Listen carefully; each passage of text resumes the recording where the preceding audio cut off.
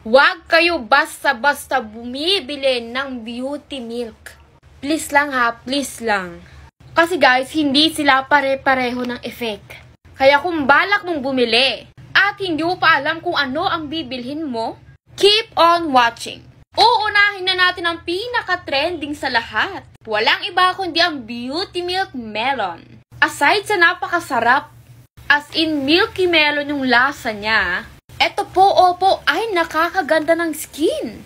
Literal na bibigyan kanya ng glowing skin. Kung naubos mo itong 10 sachet na to, nakalaklak ka na ng 50,000 mg. Alam niyo ba na perfect to para sa mga nagda-diet? Kasi naman, 26 calories lang siya. Pangalawang trending sa kanila, kung mahilig ka sa strawberry, ay panigurado, magugustuhan mo to. Kung isa ka sa mga taong ayaw minom ng capsule, and at the same time gusto pumuti, eto gamitin mo. Kasi ito po ay glutathione drink. At syempre, diet-friendly na naman to dahil ito po ay merong 37 calories. Isipin mo na lang kapag naubos mo to, meron ka ng pinasok na glutathione na 50,000 mg sa katawan mo. Bongga, di ba? Beauty Milk Lychee, oh my gosh! Alam mo, Zay, kung ang concern mo, tigyawat, yung everyday merong tumutubo, wow! Ito ang para sa'yo.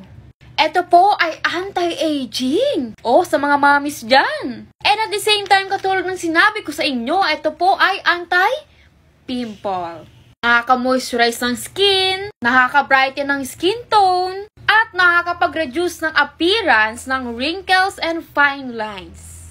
O, diba, bongga? At ito po ay merong 18 calories lang. Ang Beauty Bean. Kung nagpapapayat ka and at the same time gusto mong mag-glow at pumuti, well, this one is for you. Hindi siya gaano katamis, di rin siya gaano katabang. In short, pak na pak ang lasa niya. Ito po ang premium Korean mocha coffee. At ang sabi nila, kalasa daw nito sa Starbucks. Ito po ay nakaka-regular ng poop. And of course, meron ng glutathione at collagen.